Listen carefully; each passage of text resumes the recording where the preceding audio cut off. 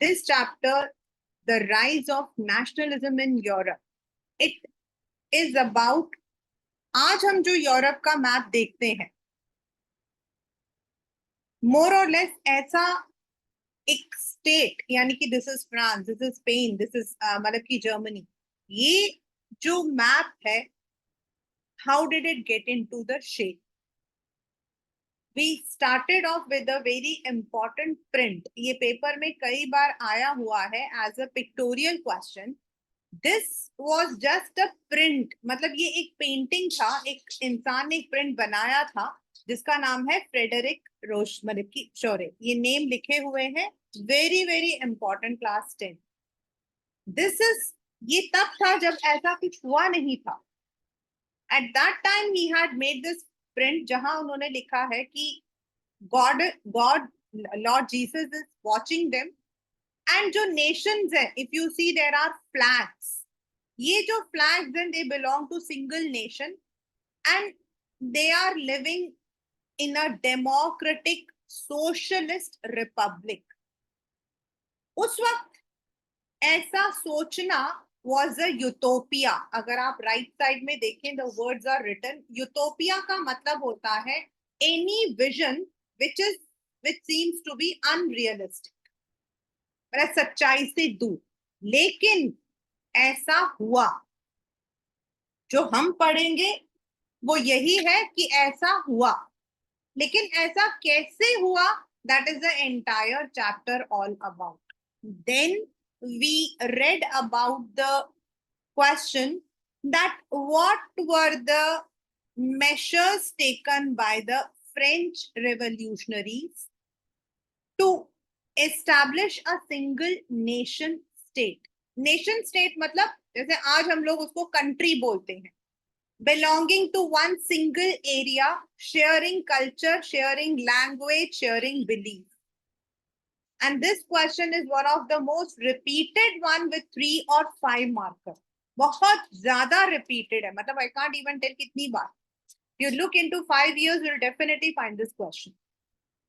So what were the measures they took? That is fatherland. हम लोग motherland बोलते हैं, तो they had taken la patrie, a collective identity, a single French flag, French as their language, the use of citoyen. तो ये सब उन्होंने measures लिए थे अपने आप को एक nation बनाने के लिए. Then we read, write a short note on Napoleon. जो आपका 9th स्टैंडर्ड है, उसमें जो फ्रेंच रेवोल्यूशन जहां खत्म होता है, यहां से ही ये चैप्टर स्टार्ट होता है. अभी जो मेरे 9th के स्टूडेंट्स हैं, I am telling them the same thing. इस चैप्टर का एंडिंग भूलना मत, इसका सिक्वल आपका 10th स्टैंडर्ड है. तो we had studied in the French revolution. जो लास्ट हमारा पार्ट था वो था कि Napoleon had overtaken France, but slowly gradually वो अपना कंट्रोल जो है फ्रांस के आसपास में फैला रहा था, स्प्रेड कर रहा था. His ideas, his vision of liberty was spread to other parts of Europe. Initially तो सबने उसको as a harbinger of liberty समझा. हार्बिंगर ऑफ लिबर्टी मतलब जो हमारे लिए लिबर्टी लेकर आ रहा है. बट धीरे धीरे, slowly, gradually, when there were increased taxes, censorship, when there were unreasonable control, so the people started revolting against. And what happened is there was a war, Battle of Waterloo in 1815, and he was defeated. तो यहाँ पर उसने कई चीजें जो है अच्छे भी किए, and that is called as Napoleonic Code 1804 or Civil Code 1804. This has been again a very repeated question in the exam. मतलब उसने जो है कई चीजें he had eased out. जैसे उसने जो है measures, weight and measures पहले अलग अलग होते थे, अभी आप पढ़ोगे. तो he had brought the uniform measures. feudal system end किया. serfdom यानी कि slavery जो आप लोग जो है forced people with working without pay, उसको किया. Right to property was given to all. he eased out, but at the same time there were some censorship जिसकी वजह से he was defeated. And ultimately 1815 में आपका ट्रेटी ऑफ वेना साइन हुआ, जो अभी हम पढ़ेंगे. We have not started yet. Then we studied what is the, मतलब उस वक्त में यूरोप कैसा लगता था. तो यूरोप जो है इट वाज स्कैटर्ड. ये जो मैंने अंडरलाइन कर रखे हैं, दीज आर द एरियाज जहां पे आप देखोगे कि they used to be under the autocratic monarchies. लेकिन जो मोनार्की के नीचे रहते थे, इट इज नॉट दैट जैसे हमारे यहाँ पर भी था. When we talk about Madras, तो Madras province comprised of, as I have been repeatedly telling you, आज का तमिलनाडु, आंध्र प्रदेश जैसे छोटे छोटे हिस्से उनका पार्ट होता था. Similarly at that time, even if the person was belonging to this territory, हो सकता है उसके जो बाकी लोग हैं वो दूसरे टेरिटरी में.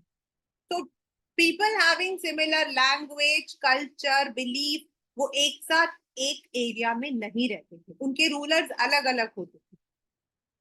And that is why there was a mass, मतलब कि एक अनरेस्ट था. And people wanted that they should be together under one nation state. और इसी चीज को हम लोग एक एक करके स्टार्ट करेंगे. इन लास्ट ईयर, मतलब लास्ट ईयर हम लोगों ने बताया that in France, specifically in France, the people who are having land, they were united because of the land marriage. क्योंकि वो लोग लैंड ओनर्स होते थे, तो उनकी शादियां, उनका जो मतलब कि आपस में एक दूसरे के साथ जो रिलेशंस, वो इजी रहता था. बट ये जो एरिस्टोक्रेट्स थे, the rich people, they were limited. Maximum लोग वहां पर जो थे, they all were either peasants, जो दूसरों के यहाँ पर काम करते थे, या स्मॉल आपके फील्ड ओनर्स. और इसीलिए देयर वर, मतलब कि अगर देखा जाए, एंड स्लोली स्लोली क्या हुआ, इनमें से कुछ लोग they started getting education, they started doing the business, and they started raising their standard of living. Though they did not belong to the aristocrats, लेकिन उनके सोच, उनके विचार, उनका एजुकेशन जो है, that started questioning the government. अब उनका सबका एक ही था, liberalism. We would be starting from here itself. Now, what is the meaning of liberalism? ये आपका question आता है, या फिर liberalism किस word से बना हुआ? तो liberalism is the Latin word liber, means freedom. For the middle class, उनका था कि they should be having the rule, they should be having some rights, they should be equal. उनका मानना था the government should be a social contract, यानी कि in another word हम उसको democratic बोल सकते हैं. फ्रेंच रेवोल्यूशन में liberalism had already come up, and now उस वक्त में in Europe, equality did never say universal suffrage.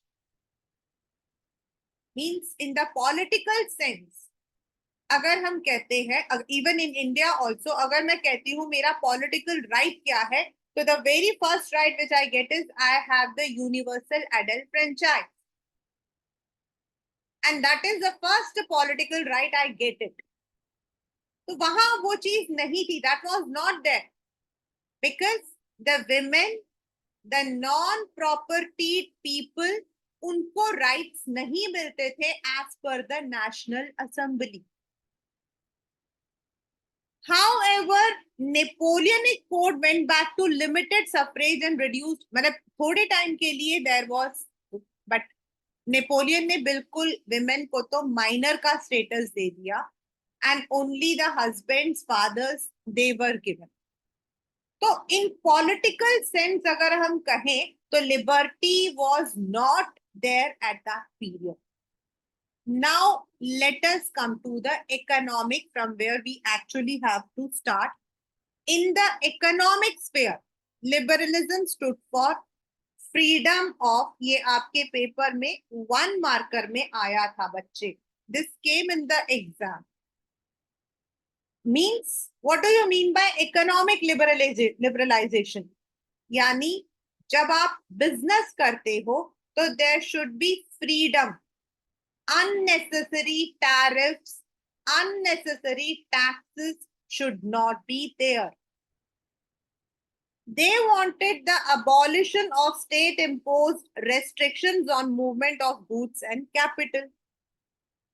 During the 19th century, this was a strong demand of emerging middle class. सबसे पहला आपका था in the German-speaking regions. Napoleonic administrative measures had created countless small principalities of confederation of 39 states. ये आपका बाद में भी आएगा. मतलब उसने क्या किया था, जहां जहां उसने अनेक्स किया था, they all were एक फेडरेशन के अंदर आ गया था and they comprise of 39 states. Each of these possessed its own currency, weight and measure. अब सोचो, आप इंडिया के अंदर 28 स्टेट के अंदर घूम रहे हो, मतलब आपकी बिजनेस के लिए, and every state has its own currency, every state has its own measures. तो आप क्या करोगे? बिकॉज कहीं पर आपको कम टैक्स देना पड़ेगा तो कहीं पर ज्यादा. A merchant traveling in 1833 from Hamburg to Nuremberg to sell his goods had to go through 11 custom barriers and pay custom duty of 5% at each one of them. यानी कि 55% तो उसको ड्यूटीज देने पड़ते थे.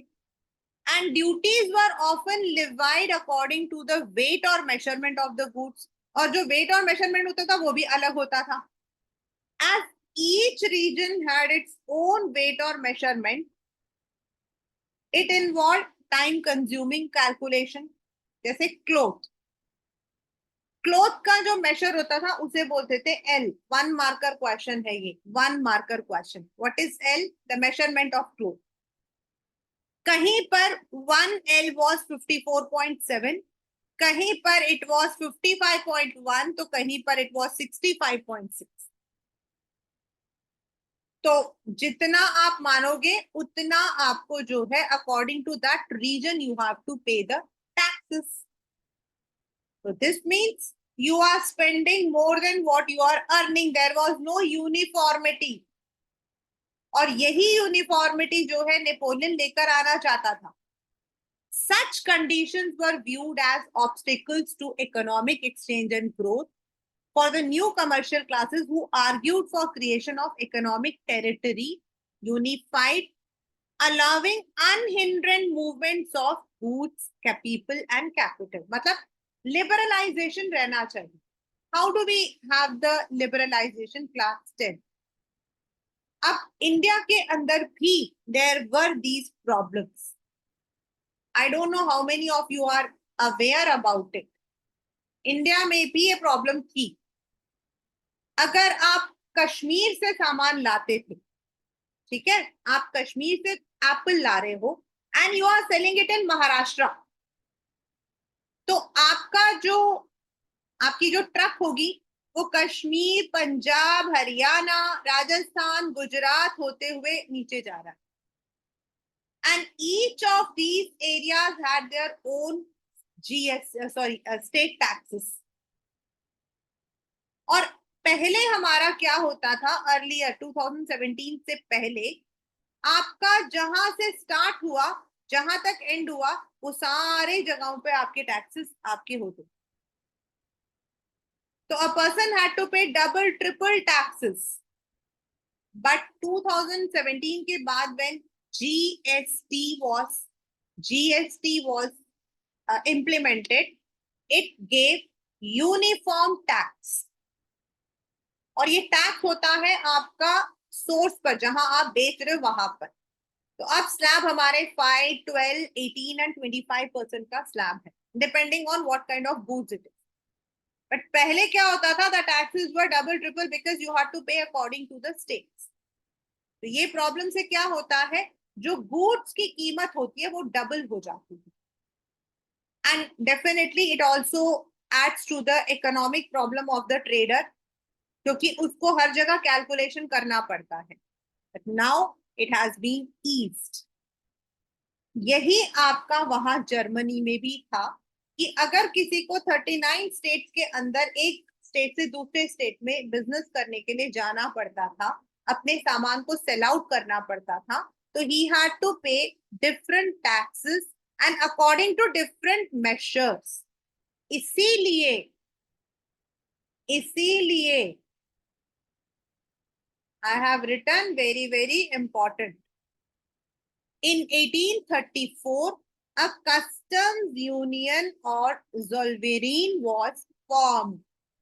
पुराने अगर आप पेपर निकालोगे जब एमसीक्यूज नहीं होते थे, this use to be the very first question. ऐसा लगता था कि क्वेश्चन छपा हुआ है। What is Zollverein? Zollverein was a customs union, मतलब this was the union of all the traders which was formed in Prussia and joined by the German states. और इन लोगों ने मिलकर अबॉलिश किया the tariff barriers, reduce the number of currencies from 30 to 2। पहले 30 currencies use होती थी जिनकी वैल्यू अलग होती थी, उसको 2 में कर दिया, मतलब 2 करेंसीज वर एक्सेप्टेड। अभी भी आप यूरोप जाओगे ना, in the western Europe you have मतलब कि if you are going to say France, you have franc. If you are going to Germany, you have their currency.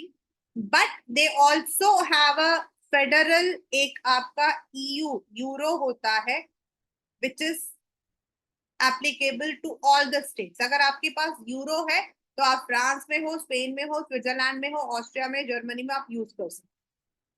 उससे जो ट्रेडर्स होते हैं उनके लिए इजी हो जाता है, बिकॉज यूरो की जो वैल्यू होती है that is according to the dollar, and if you are using their local currency, किसी की लोकल करेंसी की कीमत ज्यादा है, किसी की कम है, तो दे हैव अ यूनिफॉर्म मतलब की करेंसी। उन्होंने भी ऐसा ही उस वक्त में, there were 30 currencies used, they reduced it to uniform 2। The creation of network of railways further stimulated mobility, harnessing economic interest to national unification। So in the economic sense, what was liberalism? In the economic sense, liberalism means liberal rules for doing the business. At that time, when a person who was doing the business, he or she had to undergo different rules in different states। जैसे एक German है, लेकिन उसके confederation 39 में if the person had to move, he had to pay different taxes and according to the different weights and measures। So they wanted uniformity, and to end this, the custom union Zollverein was formed। आपके Zollverein 1 marker question भी है, and what was it's objective करके 2 marker में भी आ सकता है। तो Zollverein was a custom union जिसके according they abolish the straight tariff, उन्होंने रिड्यूस किया the currencies and they wanted to bring uniformity in the economic session। तो लिबरलाइजेशन के अलग अलग मीनिंग थे। पॉलिटिकल में it meant universal adult franchise, social में it meant equality, and in economic it was ease in doing the business.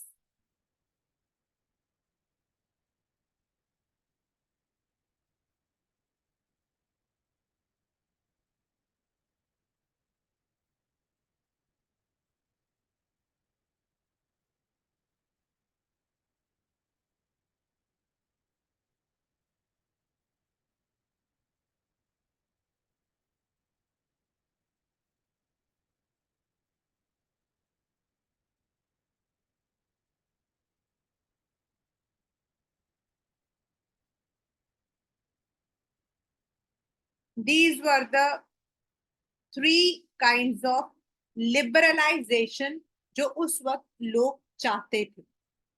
Right?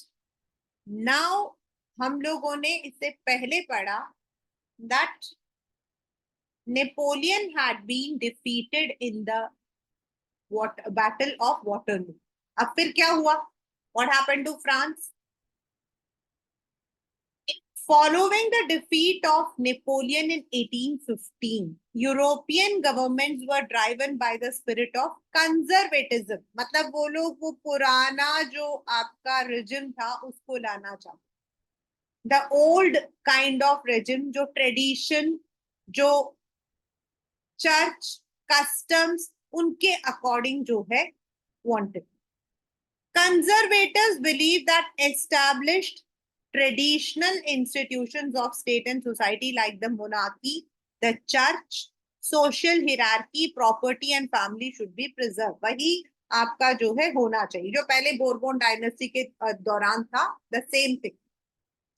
Most conservatives did not oppose a return of society of pre-revolutionary day. Rather, they realized from changes initiated by Napoleon that modernization could in fact strengthen the traditional institution. मतलब traditional institution के साथ they wanted to add the modernization also जो Napoleon ने किया.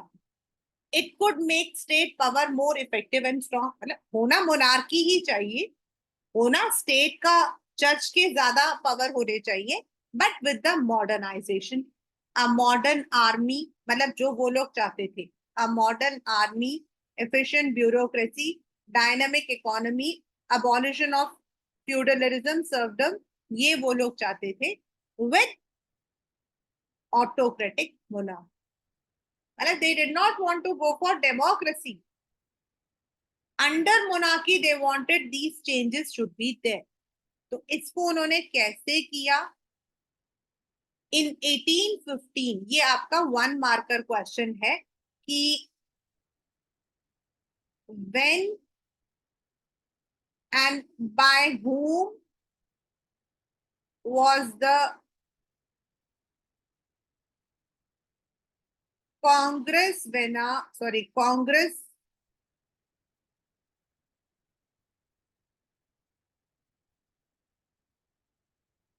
this is the question. So there was a meeting of all the European powers, that is Britain, Russia, Prussia and Austria, जिन लोगों ने मिलकर Napoleon को defeat किया था. They all met at Vienna. Vienna is the place. और इस जो मतलब कि इनसे उसको हम ट्रेटी ऑफ वेना बोलते हैं. Treaty of Vienna 1815. आपके पेपर का क्वेश्चन है what are some of the मतलब कि provisions of treaty of Vienna. And the Congress was hosted by Austrian Chancellor Duke Metternich. इसको होस्ट किया था क्योंकि वेना ऑस्ट्रिया का कैपिटल है, तो उनका जो ड्यूक था राजकुमार उसने होस्ट किया था. And they drew up the Treaty of Vienna. और उन लोगों ने मिलकर Britain, Russia, Prussia and Austria ने मिलकर they had formed a treaty. They had signed an agreement. And what were those? ये आपके हैं what were the provisions of Treaty of Vienna. The Bourbon dynasty, which had been deposed during French Revolution, was restored to power. मतलब उसी का जो मतलब कि king था उसको वापस पावर में लाए. And France lost the territories, और जो फ्रांस ने जो नेपोलियन ने फ्रांस को एनेक्ट किया था अड़ोस पड़ोस के एरिया से, उन सबको हटा दिया गया फ्रांस के मैप से. A series of states were set up on the boundary of France to prevent French expansion in future. Thus, the Kingdom of Netherlands, which included Belgium, was set up in the north. Geneva was added to Piedmont in the south, नीचे Italy के पास. And Prussia was given important new territories on its western front, while Austria was given the control of northern Italy. ये अभी आपको आगे भी पढ़ना है। मतलब अगर आप देखोगे, फ्रांस वाला जो एरिया है, फ्रांस के ऊपर उन्होंने बेल्जियम को सेट कर दिया, नीदरलैंड को सेट कर दिया। इधर आपके जो आपका इटली है, इटली का जो ऊपर वाला हिस्सा था that was given to Austria. नीचे आपका टू सिसिली आपका जो है बोर्बोन डायनेस्टी के अंदर था। तो इस तरीके से they had set up this map. But the German confederation of 39 states were left untouched. वो 39 वही रह गए। In the east Russia was given part of Poland, Poland का कुछ हिस्सा रशिया को चला गया। एंड प्रशिया, पहले जर्मन और रशिया जो है ना, ये प्रशिया जो है ना, अलग अलग एरिया थे, अब ये दोनों एक है। तो जो जर्मन वाला एरिया, मतलब कि जो पोलैंड वाला एरिया है, उसका कुछ हिस्सा रशिया को चला गया। And Prussia was given the part of Saxony. The main intention was to restore the monarchies that had been overthrown by Napoleon and create a new conservative. उनका मेन मकसद था कि इन एरियाज में सिर्फ मोनार्की रूल करे। तो France आपका, Austria, then Prussia, then German and Russia, इनको जो है they got the power over the Europe. This was done with the treaty of Vienna. Conservative regime set up were autocratic. ये paper में आपका 3 marker question आया है कि हाउ दे वर ऑटोक्रेटिक। मतलब ऑटोक्रेटिक का मतलब है, एक तो देयर वुड बी रूलर, अपने आप ही वो लोग चूज करते थे। And they did not tolerate criticism and dissent and in sought to curb activity that question the legitimacy. अगर कोई भी उनको क्वेश्चन करने की कोशिश करता तो उनको चुप करवा दिया जाता। They will not accept any criticism. वो इसीलिए क्योंकि उस वक्त में, उससे पहले फ्रेंच रेवोल्यूशन के दौरान दे हैड बीन ओवरथ्रोन। तो अब वो नहीं चाहते थे कि दोबारा ऐसा हो। Most of them imposed censorship laws to control what was said in newspaper, book, play, songs or reflected the idea of liberty and freedom. तो उन्होंने हर एक एक्शन पर जो है सेंसरशिप यानी कि कंट्रोल लगा।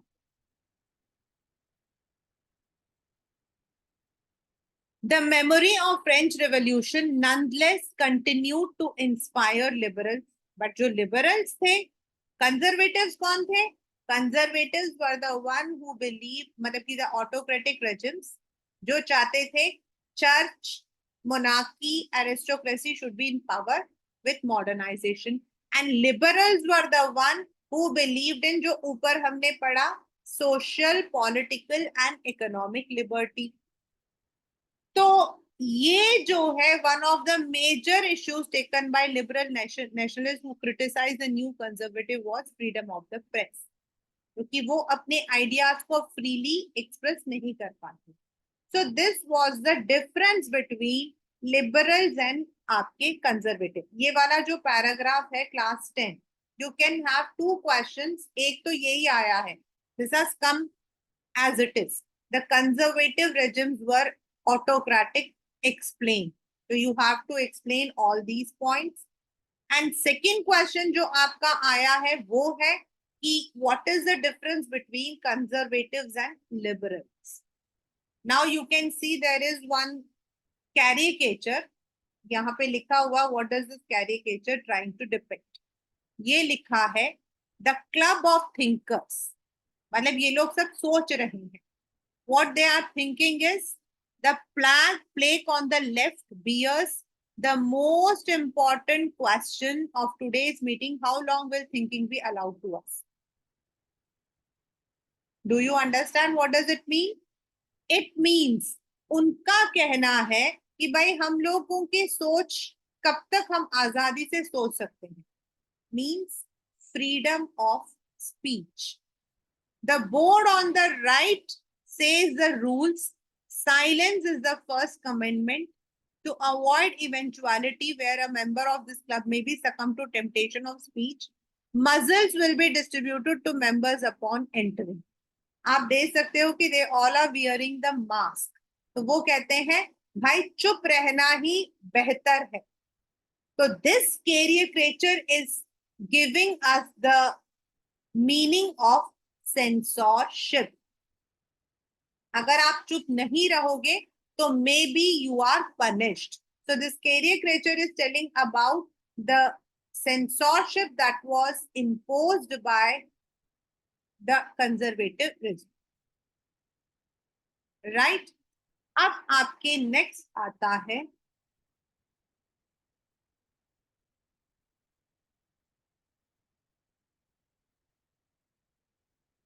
who were the revolutionaries? कौन कौन थे? Write a short note on Giuseppe Mazzini. Write a short note on Count Cavour. Write a short note on Giuseppe Garibaldi. तीन important figures आपके हैं. Then who found the secret society during the years of 1815?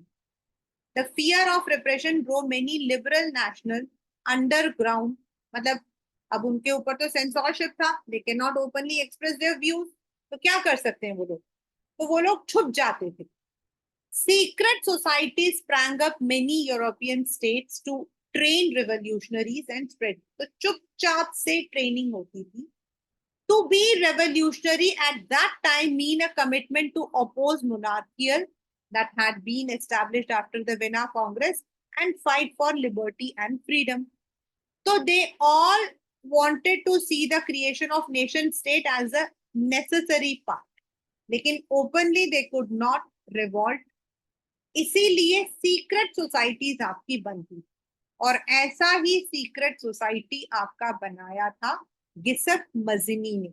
आपके paper का 1 marker question can be there. First of all, one such individual was Italian revolutionary Giuseppe Mazzini, who was born in Geneva. So he became a member of secret society of the Carbonari. At a young age of 24, he was sent into exile for attempting a revolution in Liguria. He subsequently founded two more underground society, that is Young Italy and Young Europe in Bern. Young Italy उसने मार्शलिज्म में found किया था and young Europe उसने burn में किया. Burn is in Switzerland. whose members were like-minded young men from Poland, France, Italy, and Germany. Mazzini believed God had intended nation to be the natural units of mankind. So Italy could not continue to be a patchwork of small states and kingdom. जब आप लोग unification पढ़ोगे तब आप देखोगे Italy उस जमाने में, if we draw this map, तो इटली जो है वो 7 अलग अलग हिस्सों में बटा हुआ था. मतलब यहाँ ऑस्ट्रिया था, यहाँ पे स्पेन था, यहाँ पे पोप था. मतलब the entire country was ruled by different monarchs. और इसीलिए ही वांटेड यंग इटली के थ्रू ही वांटेड कि ये जो रूलर्स हैं इनको यहाँ से हटाया जाए and Italy should be unified. It had to be forged into a single unified republic within a wider alliance of nations. This unification alone could be the basis of Italian liberty. So secret societies were set up in Germany, France, Switzerland, Poland. His relentless opposition to monarchy and his vision of democratic republic frightened the conservatives. Very, very, very, very repeated 1 marker question and very famous. मतलब उनके इस बर्ताव की वजह से जो Duke था मेटरनिच, उसको कहता था the most dangerous enemy of our social order. This is one of the very important question. इसमें आता है किसको बोला गया, तो गिसेप मजिनी. और किसने बोला, तो मेटरनिच.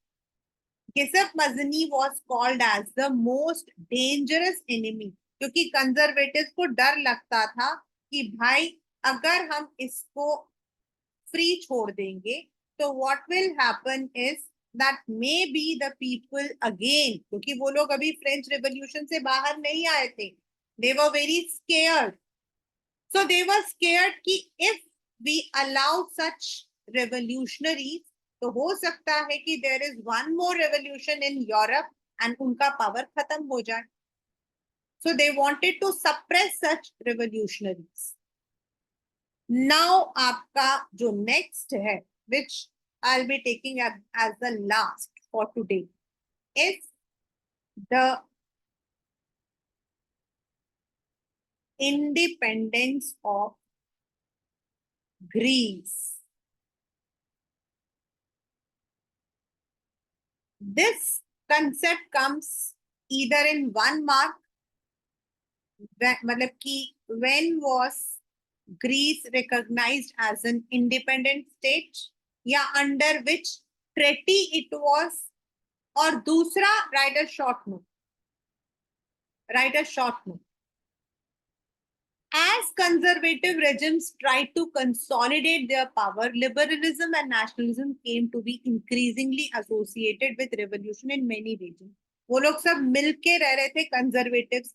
दूसरी तरफ आपके liberals आ रहे थे, such as Italian, German state, provinces of Ottoman Empire, Ireland and Poland. These revolutions were led by liberal nationalists belonging to educated middle class elite, among whom were professors, school teachers, clerks, members of commercial middle class. तो सबसे पहला जो हुआ था, जो हम already पढ़ चुके हैं, and also it's मतलब कि in 10th it is a one marker question. The first was in July 1830. The Bourbon dynasty, the king who had been restored to the power during conservative reaction after 1815, were now overthrown by liberal revolutionary who installed a constitutional monarchy with Louis Philippe at its head. When France sneezes,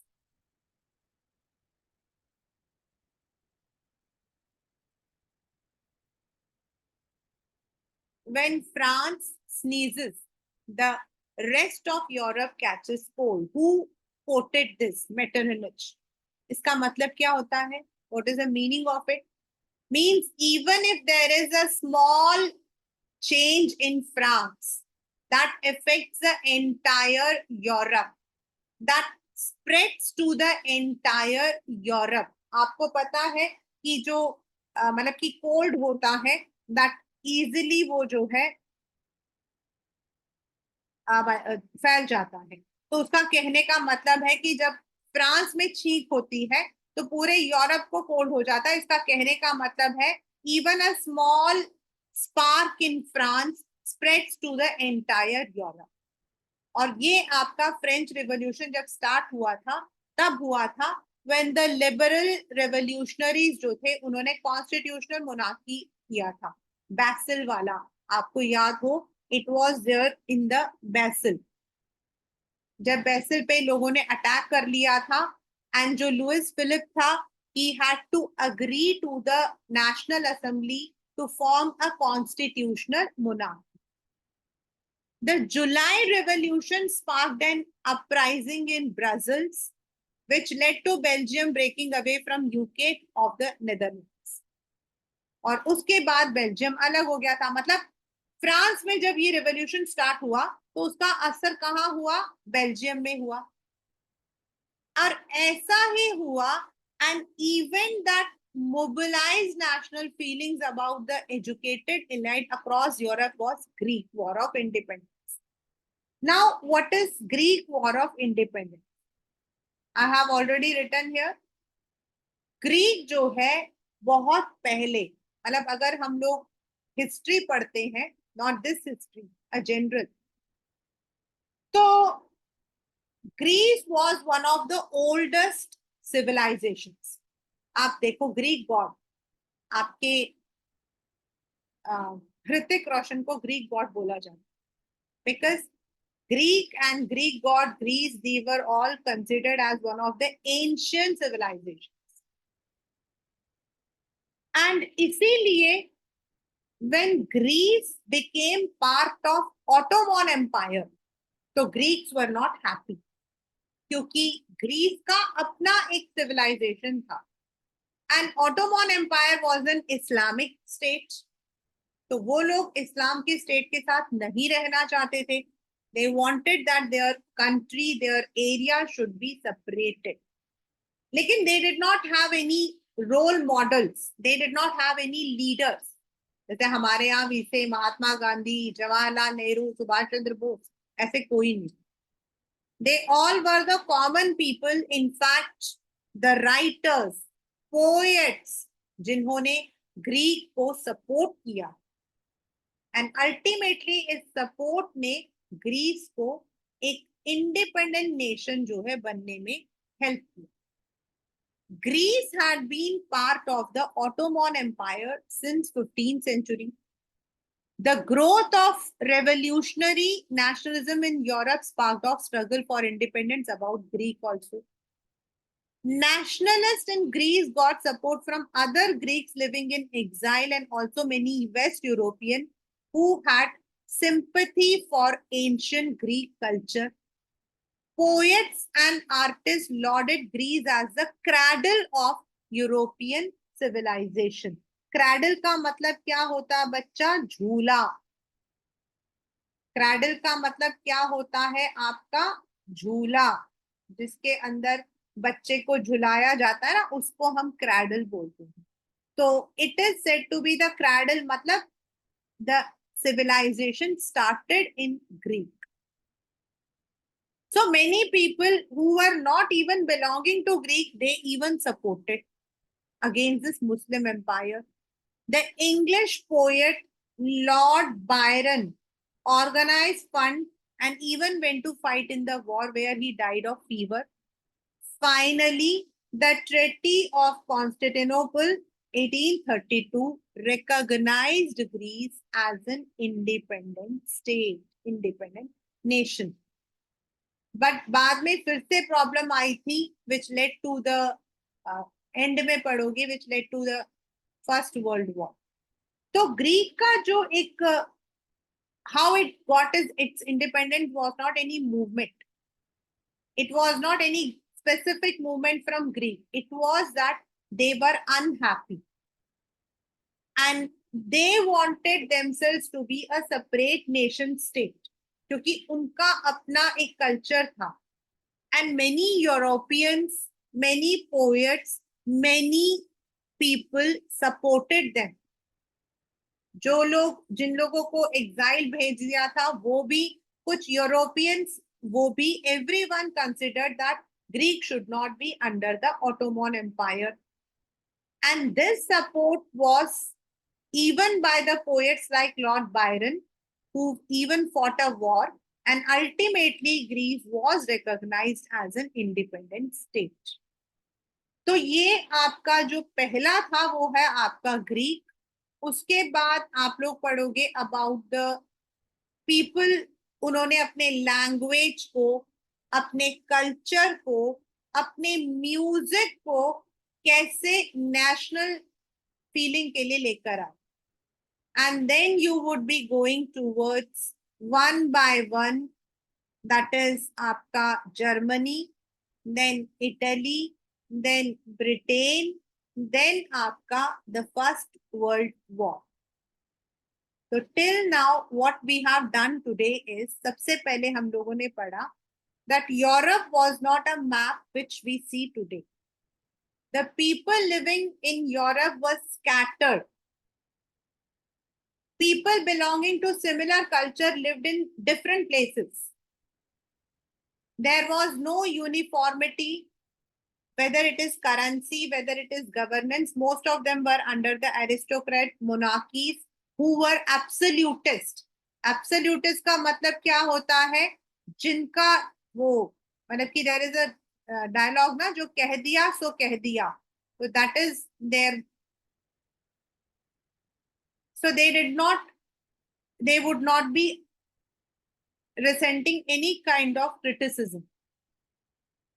and उस वक्त में Frederick शोरे जैसा एक इंसान ने एक print बनाया था, where there was a vision of society which could be similar people living in similar area with similar language, flag and other area. और इसको जो है स्टार्ट किया था फ्रॉम फ्रांस, जो हमने फ्रेंच रिवॉल्यूशनरी के बारे में पढ़ा था. That is what were the measures they had taken. Then French revolutionary के बारे में तो हमने ये भी पढ़ा था. देन इट वाज दैट कि France had become a constitutional monarchy, then it became a republic under Maximilien Robespierre, then there was a directory. उसके बाद आपका नेपोलियन आया था. Napoleon was defeated in 1815 due to his repressive codes. उसने जो कुछ तो अच्छा किया, but there were certain restrictions जिसकी वजह से people were against. And countries like Britain, Russia, Austria, they all were against, and they fought against Napoleon and defeated him in the Battle of Waterloo. Next, it was that कि after 1815 what happened to Europe. तो पहले आपको बताया है कि Europe कैसा था, how it was ruled in the social era, how it was there in the political sense, and then in 1815 how people started looking for liberalism. तो social liberalism क्या था, political liberalism क्या था, and economic liberalism क्या था. In the economic sphere आपके paper में what is Zollverein या what is L दोनों आ सकते हैं. L is the measurement of cloth and Zollverein was a customs union. Now when these liberalism was spreading at that time, when 1815 के अंदर जो France and Europe को एक नया शेप मिला with the treaty of vena, जिसमें France के जो पहले नेपोलियन ने जिन एरियाज को जीता था उनको हटाकर there were boundary setup. Part of Poland was given to Russia, Saxony was given to Prussia, Austria को इटली का जो ऊपर वाला एरिया था नॉर्दर्न इटली वो दे दिया गया. And the conservatives tried to establish their control with modernism, but not democracy or social. Now the liberalists जो है they wanted कि there should be liberal law, specifically censorship हटना चाहिए, they should get more मतलब कि freedom. और उन्हीं में से एक था आपका गिसप मजनी who had found the secret societies. और यही सीक्रेट सोसाइटीज ने आगे काम किया था in getting independence for Italy. और सबसे पहला जो हमने पढ़ा that was about Greece, which was called as the cradle of civilization in Europe. It was under the control of the Islamic State Ottoman Empire, and the Greeks wanted themselves to be a separate nation state. So when this liberalization जो spark आने लगा, तो मतलब कि people started moving. और उसके बाद this struggle ended up with recognizing Greece as an independent state under the Treaty of Constantinople 1832. So this is what we have done today. In the next, we would be reading about the Silesia revolt, the revolt of Silesia, then how romantic imagination means songs, music, culture and language played an important role. मतलब ये जो 3.1 है, this is only मतलब यही आपको बताएगा. Then ये जो 3.2 है, ये आपको सिलेसिया रिवॉल्ट के बारे में बताएगा. Then one by one we would be starting the unification of different countries. First हमारा जर्मनी, फिर इटली, फिर Britain and last but not the least the first world war event.